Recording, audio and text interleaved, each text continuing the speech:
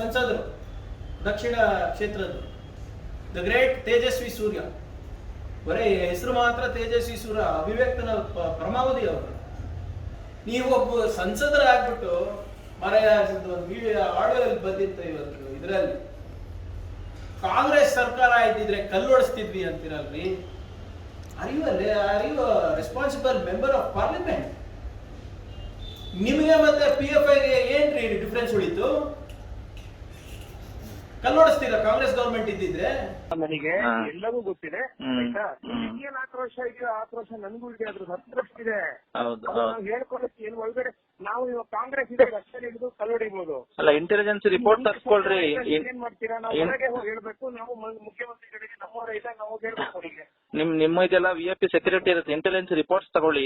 ಎಲ್ಲಾ ಜಿಲ್ಲೆಯಲ್ಲೂ ಒಂದು 5 ಜನ ಟಾರ್ಗೆಟ್ ಇದೆ. ಅದನ್ನ ಸ್ವಲ್ಪ ರಿಪೋರ್ಟ್ ತಗೊಂಡು CM ಗೆ ಒಂದು ವಿಶೇಷವಾಗಿ ಹೇಳ್ತಿದ್ದೀನಲ್ಲಪ್ಪ, ನಾಡಿದ್ದು ಮಂಗಳೂರ್ದು ಅವ್ರ ತಂದೆ ತಾಯಿನ ಭೇಟಿ ಮಾಡಿದ ತಕ್ಷಣ ಆಯ್ತಾ, ನಾವೆಲ್ಲರೂ ಒಂದು ಡೆಲಿಗೇಷನ್ ಅಲ್ಲಿ ಮುಖ್ಯಮಂತ್ರಿಗಳನ್ನು ಭೇಟಿ ಮಾಡೋಣ. ಮುಖ್ಯಮಂತ್ರಿಗಳನ್ನು ಭೇಟಿ ಮಾಡಿ ನಮ್ಗೆ ಏನೇನ್ ಕನ್ಸರ್ನ್ ಇದೆ ಅದನ್ನ ಅಷ್ಟು ಹೊರತುರು ಬೇಡ. ಮುಖ್ಯಮಂತ್ರಿಗಳ ಹತ್ರ 1 hour ಯುವ ಮೋರ್ಚಾ ಕಾರ್ಯಕರ್ತರಿಗೆ, ಹಿಂದೂ ಕಾರ್ಯಕರ್ತರುಗಳ ಹತ್ಯೆ ವಿಚಾರದ ಬಗ್ಗೆನೆ ನಾನು ಸಮಯ ಕೊಡ್ತೀನಿ, ನಿಮ್ಮ ಹತ್ರ ಮಾತಾಡ್ತೀನಿ. Tejasvi has been always creating, is a creator of all communal tensions. He has made a most irresponsible statement. He is a member of parliament. He is asking about throwing stones. They say if Congress government was there, we were throwing stones. This is the intention of this BJP party and the MPs. It's very childish of him. I don't think he understands law and the law of the land, nor the constitution. And it is so unfortunate that for the people of Bangalore that we have such an elected representative of ours in Delhi. Indirect ಆಗಿ home minister ಮತ್ತೆ chief ಮಿನಿಸ್ಟರ್ಗೆ attack ಮಾಡಿದ್ರು. ನಿನ್ನೆ ನೀವು ಗಮನಿಸಿದ್ರೋ ಇಲ್ಲ ಮಾಧ್ಯಮದವರು? ಅವ್ರು interview ಮಾಡ್ಬೇಕಾದ್ರೆ ಅವ್ರು ಏನ್ ಹೇಳ್ತಾರೆ ಅಂದ್ರೆ, ಈ ಹಿಂದೂ ಕಾರ್ಯಕರ್ತರ ಸಾವಿನ ಸಂಖ್ಯೆ ಹೆಚ್ಚುತ್ತಾನೇ ಇದೆ, ಆ ಪಟ್ಟಿ ಉದ್ದ ಆಗ್ತಾನೇ ಇದೆ. ಮೊನ್ನೆ ಹರ್ಷ ಆಯ್ತು, ಇವತ್ತು ಪ್ರವೀಣ್ ಆಯ್ತು, ಇದು ಯಾವಾಗ ನಿಲ್ಲುತ್ತೆ ಅಂತ ಕೇಳೋದು. ಬಹಳ ಸಂತೋಷ. 8 ವರ್ಷ ಮೋದಿ ಕಾಲ ಕಳೆದ್ರು, 3 ವರ್ಷ ಇಲ್ಲಿ ನಿಮ್ದೇ ಸರ್ಕಾರ. ಅಂದ್ರೆ ನೀವೇನ್ ಮಾಡ್ತಾ ಇದ್ರಿ? ಯಾಕೆ ಸಾಯ್ತಾ ಇದ್ದಾರೆ ನೀವ್ ಹೇಳ್ಬೇಕಲ್ಲ ಸರ್. 8 ವರ್ಷ ಮೋದಿ ಅವಧಿ ಆಯ್ತು, 3 ವರ್ಷ ನಿಮ್ಮ ಅವಧಿ ಆಯ್ತು, ನೀವೇ ಹೇಳ್ತಾ ಇದ್ದೀರಾ. ಆದ್ರೆ are you trying to tell the people of Karnataka we have an incapable chief minister and home minister? ಅದೇ ಅಂತ ಅನ್ಕೋಬೇಕಲ್ಲ. ನಿಮ್ದೇ ಸರ್ಕಾರ, ನಿಮ್ದೇ ಡಿಪಾರ್ಟ್ಮೆಂಟ್, ನಿಮ್ ಕಾರ್ಯಕರ್ತರು ಸಾಯ್ತಾ ಇದ್ರ ಅಂತ ನೀವೇ ಹೇಳ್ತಾ ಇದ್ದೀರಾ. ಆಂಜನೇಯ ಭಾರತರ ಮುಗ್ಧನೇ ಆಗ್ತಾ ಇದೆ. ಇದಕ್ಕೆ ಯಾವಾಗ ನಿಲ್ಲುತ್ತೆ ಅಂತ ನೀವು ಕೇಳ್ತಾ ಇದ್ದೀರಲ್ಲ.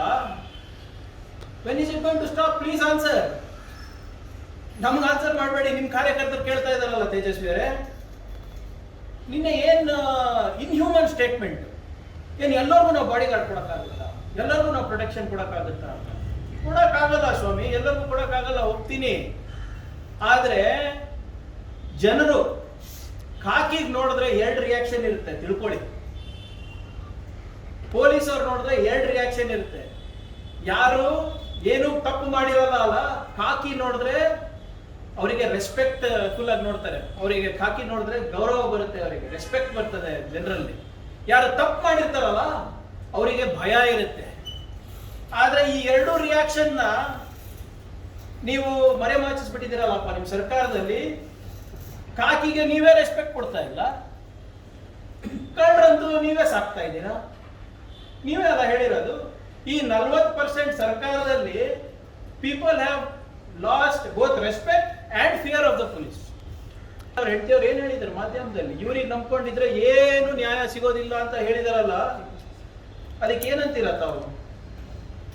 ಅಂದ್ರೆ ನಿಜವಾಗ್ಲೂ ಈ ಜನೋತ್ಸವ ಕ್ಯಾನ್ಸಲ್ ಆಗಿದ್ದು ಪ್ರವೀಣ್ಗೋಸ್ಕರನ, ಜನೋಕ್ರೋಶಗೋಸ್ಕರದಿಂದನ? ಅದನ್ನ ತಾವು ಸ್ಪಷ್ಟಪಡಿಸಬೇಕಲ್ಲ ಇವತ್ತು. Law and order has completely collapsed under this government. ಈ ಲಾ ಅಂಡ್ ಆರ್ಡರ್ ಕೊಲ್ಯಾಪ್ಸ್ ಆಗ್ಲಿಕ್ಕೆ ಕಾರಣವೇನು? ತಾವು ಸ್ವಲ್ಪ ಮಾಧ್ಯಮದ ಸ್ನೇಹಿತರಿಗೆ ನಾನು ನೆನಪು ಮಾಡಿಸ್ಲಿಕ್ಕೆ ಬಯಸ್ತಾ ಇದ್ದೀನಿ. ಸ್ವಲ್ಪ ಹಿಂದೆ ಹೋಗಿ ನೆನಪು ಮಾಡ್ಕೊಳ್ಳಿ. ಯಾವ ಹೋಮ್ ಮಿನಿಸ್ಟರು ಅವ್ರ ಡಿಪಾರ್ಟ್ಮೆಂಟಿಗೆ ಮರ್ಯಾದೆ ಕೊಡೋದಿಲ್ಲ, ಬೇರೆಯವ್ರು ಹೆಂಗ್ರಿ ಕೊಡಕ್ ಸಾಧ್ಯ? ಇದೇ ಹೋಮ್ ಮಿನಿಸ್ಟರ್ ಅವ್ರು ಏನ್ ಹೇಳಿದ್ರು, ಅರ್ಗ ಜ್ಞಾನೇಂದ್ರ ಅವರು home department is the most corrupt department ಅಂತ ಹೇಳಿದ್ರು. ಇದಾ ಗೌರವ ಕೊಡೋದು ನೀವು ನಿಮ್ಮ ಇಲಾಖೆಗೆ? ಎಂಜಿಲ್ ಕಾಸ್ ತಿಂದಿ ನಾಯಿ ತರ ಬಿದ್ದಿರ್ತಾರೆ ಅಂತ ಹೇಳಿದ್ರು ಯಾರು? ಹೋಮ್ ಮಿನಿಸ್ಟರ್ ಅವರು. ಇದಾ ಗೌರವ ಕೊಡೋದು ನೀವು ಖಾಕಿಯವರಿಗೆ? ಬ್ಯಾಂಗ್ಳೂರ್ ಸಿಟಿ ಕಮಿಷನರ್ ಸುಳ್ಳು ಹೇಳ್ತಾರೆ ಅಂದ್ಬಿಟ್ಟು ನಿಮ್ಮ ಶಾಸಕರುಗಳು ಹೇಳ್ತಾರೆ, ನೀವು ಸುಮ್ಮನೆ ಇರ್ತೀರಲ್ಲ. ಇದಾ ಗೌರವ ಕೊಡೋದು ನೀವು ಖಾಕಿಗೆ? ಏನಾದ್ರೂ ಆದ್ರೆ ಕಾಂಗ್ರೆಸ್ ಇಸ್ ರೇಪಿಂಗ್ ಮೀ ಅಂತ ಹೇಳ್ತಾರೆ. ಕಾಂಗ್ರೆಸ್ ಅವರು ನಮ್ಮ ಮೇಲೆ ಅತ್ಯಾಚಾರ ಮಾಡ್ತಾ ಇದ್ದಾರೆ, ಬಲಾತ್ಕಾರ ಮಾಡ್ತಾ ಇದ್ದಾರೆ ಹೇಳ್ತೀವಿ. ಅದಕ್ಕೆ ಯತ್ನಾಳ್ ಅವರು ಹೇಳಿರ್ಬೋದು ಬಹುಶಃ, ನಾವಲ್ಲ. ದಯವಿಟ್ಟು ಇದು ಕಾಂಗ್ರೆಸ್ ಅವ್ರ ಹೇಳಿಕೆ ಅಲ್ಲ. ಬಿಜೆಪಿಯ ಶಾಸಕರು, ಮಾಜಿ ಕೇಂದ್ರ ಸಚಿವರು, ಹಾಲಿ ಶಾಸಕರು ಯತ್ನಾಳ್ ಅವ್ರು ಏನ್ ಹೇಳಿದ್ರು? ಕರ್ನಾಟಕಕ್ಕೆ ಬಲಿಷ್ಠವಾದಂತ ಹೋಮ್ ಮಿನಿಸ್ಟರ್ ಬೇಕು, we need a strong home minister. ಇದಕ್ಕೆ ಹೇಳಿದ್ರ? ನನಗೆ ಒಂದು ಅರ್ಥ ಆಗ್ತಾ ಇಲ್ಲ, ತಾವು ದಯವಿಟ್ಟು ನನಗೆ ತಿಳಿಸ್ಬೇಕು. ಇದು ಯಾಕೆ ಹೇಳ್ತಾ ಇದ್ದೀನಿ ಅಂದ್ರೆ, ಈ ನಮ್ಮ ರಾಜ್ಯದಲ್ಲಿ ಕಾನೂನು ಸಚಿವರು ಇದಾರೋ ಅಥವಾ ಕಾನೂನು ಇದೆಯೋ ಸಂವಿಧಾನವೂ ಇದೆಯೋ ಅಂತ ಗೊತ್ತಾಗ್ತಾ ಇಲ್ಲ ಅಂತ ಯಾಕೆ ಹೇಳ್ತೀನಿ ಅಂದ್ರೆ, ಒಂದೆರಡು ಮೂರು ಉದಾಹರಣೆಗಳು ಕೊಡ್ತೀನಿ ನೋಡಿ. ಹಳನ್ನಲ್ಲಿ ಒಂದು ಕೋಮಗಲಭೆ ಆಗುವಂತ ಚಾನ್ಸಸ್ ಇತ್ತು. ಅಲ್ಲಿ ನೀವೇ ಸೆಕ್ಷನ್ 144 ಜಾರಿಗೆ ಮಾಡಿದ್ರಿ. ಇದೇ ಸರ್ಕಾರ, ಇದೇ ಹೋಮ್ ಮಿನಿಸ್ಟರ್, ಇದೇ ಮುಖ್ಯಮಂತ್ರಿ. ಆ ಸೆಕ್ಷನ್ 144 ಉಲ್ಲಂಘನೆ ಮಾಡಿದ್ಯಾರು? ಭಗವಂತ್ ಖೂಬಾ ಅವರು, ಕ್ಯಾಬಿನೆಟ್ ಮಂತ್ರಿಗಳು, ಬೀದರ್ದ ಸಂಸದರು, ಕೇಂದ್ರ ಸಚಿವರು, ಕಲಬುರ್ಗಿ MP ಉಮೇಶ್ ಜಾಧವ್ ಅವರು, ಆಮೇಲೆ ಕಲಬುರ್ಗಿ ಮತ್ತೆ ಬೀದರಿನ ಎಲ್ಲ MLAಗಳು ಉಲ್ಲಂಘನೆ ಮಾಡಿದ್ರು. ಸರ್ಕಾರದ ಸೆಕ್ಷನ್ 144 ಉಲ್ಲಂಘನೆ ಮಾಡೋದಕ್ಕೆ ಇವ್ರು ಯಾರಿಗ್ರಿ ಅಧಿಕಾರ ಕೊಟ್ಟಿದ್ದಾರೆ? ಅಥವಾ ನಿಮ್ಮ ಮಾತಿಗೆ ಕೌಡೆ ಕಾಸ್ ಕೀಮತ್ ಇಲ್ವಾ ಈ ಸರ್ಕಾರದಲ್ಲಿ? ಇಟ್ಸ್ ಅ ಗವರ್ಮೆಂಟ್ ಆರ್ಡರ್, ಏನ್ ಬೇರೆ ಯಾರ್ದು ಅಲ್ಲ, ಗವರ್ಮೆಂಟ್ ಆರ್ಡರ್. ಬೆಲೆನೇ ಇಲ್ವಾ ನಿಮ್ಮ ಮಾತಿಗೆ? ಆಯ್ತು ಬಿಡಿ, ಅದು ನಮ್ಮ ಭಾಗದಂತೂ ನಿಮ್ಗೆ ಕೇರ್ ಇಲ್ಲ. ಕಲ್ಯಾಣ ಕರ್ನಾಟಕ ಅಂದ್ರೆ ನಿಮ್ಗೆ ಅಲರ್ಜಿ, ಅದು ಬಿಟ್ಬಿಡಿ. ಶಿವಮೊಗ್ಗ ಅಂತೂ ತಮ್ಮ ಕೇಂದ್ರ ಸ್ಥಾನ ಅಲ್ವಾ? ಹರ್ಷದ ಕೊಲೆ ಪ್ರಕರಣದಲ್ಲಿ ಸೆಕ್ಷನ್ 144 ಯಾರು ಜಾರಿಗೆ ಮಾಡಿದ್ರು ಸರ್? ಸರ್ಕಾರ ಮಾಡಿ. ಅದು ಉಲ್ಲಂಘನೆ ಯಾರು ಮಾಡಿದಪ್ಪ? ಮಂತ್ರಿಗಳು, KS ಈಶ್ವರಪ್ಪನವರು, ಸಂಸದರಾದಂತ ರಾಘವೇಂದ್ರ ಅವರು. ಇಷ್ಟು ಜವಾಬ್ದಾರಿಯುತ ಸ್ಥಾನಮಾನದಲ್ಲಿ ಇದ್ದವರು ಅವ್ರದೇ ಸರ್ಕಾರದ ನಿಯಮಗಳನ್ನ ಪಾಲನೆ ಮಾಡ್ತಾ ಇಲ್ಲ ಅಂದ್ರೆ ಹೋಮ್ ಮಿನಿಸ್ಟರಿಗೆ ಮತ್ತೆ ಚೀಫ್ ಮಿನಿಸ್ಟರಿಗೆ ಎಷ್ಟು ಬೆಲೆ ಇದೆ ಅಂತ ಇದ್ರಲ್ಲಿ ಅರ್ಥ ಆಗುತ್ತೆ. ಮತ್ತೆ ಇವತ್ತು ಸುಳ್ಯನಲ್ಲಿ ಕೂಡ ಹಾಕಿದಾರಲ್ಲ, ಪುತ್ತೂರಿನಲ್ಲಿ ಕೂಡ ಹಾಕಿದಾರಲ್ಲ 144. ಪ್ರವೀಣ್ ನ್ಯಾಯ ಕೊಡ್ಸಕ್ಕೆ ಯಾಕೆ ಹೋಗ್ತಾ ಇಲ್ಲ ಯಾರು? ನಾನು ಚಾಲೆಂಜ್ ಮಾಡ್ತಾ ಇದ್ದೀನಿ, ನೀವೆಲ್ಲ ಬಿಜೆಪಿ MPಗಳು MLAಗಳು ಶಿವಮೊಗ್ಗದಲ್ಲಿ ಮಾಡಿದ್ರಲ್ಲ, ಹೋಗಿ ಮಾಡಿ. ಇವಾಗ ಯಾಕೆ ಬೇಡ ಅಂತ ಇದ್ದಾರೆ? ಇವಾಗ ಮಾಡೋದಿಲ್ಲ, ಯಾಕಂದ್ರೆ ಇದರಲ್ಲಿ ನಿಮ್ಗೆ ರಾಜಕೀಯ ಲಾಭ ಇಲ್ಲ ಅಲ್ಲ. ಇದರಲ್ಲಿ ನಿಮಗೆ ಉತ್ತರ ಕೇಳ್ತಾ ಇದಾರೆ ಅಲ್ಲ, ಯಾರು ಕೇಳ್ತಾ ಇದಾರೋ ಉತ್ತರ? ಹೋಮ್ ಮಿನಿಸ್ಟರಿಗೆ, ಮುಖ್ಯಮಂತ್ರಿಗಳಿಗೆ, ನಿಮ್ಮ ಕಾರ್ಯಕರ್ತರು ಕೇಳ್ತಾ ಇದಾರಲ್ವಾ? ನಿಮ್ಮ ಪ್ರೆಸಿಡೆಂಟಿಗೆ, ಕಟೀಲ್ ಅವರಿಗೆ ನಿನ್ನೆ ಬಿಟ್ಟೇ ಇಲ್ಲ ಅಲ್ರಿ, ಮಾತಾಡಕ್ ಬಿಟ್ಟಿಲ್ಲ. ಇನ್ಚಾರ್ಜ್ ಮಿನಿಸ್ಟರಿಗೆ ಮಾತಾಡಕ್ ಬಿಟ್ಟಿಲ್ಲ. ಹೋಗಿ ನೋಡೋಣ, ಕೊಡ್ಸ್ರಿ. ಹರ್ಷಾಗೆ ಇರುವಂತ ಕಾಳಜಿ ಇಲ್ಲಿ ಯಾಕೆ ತೋರಿಸ್ತಾ ಇಲ್ಲ ನೀವು?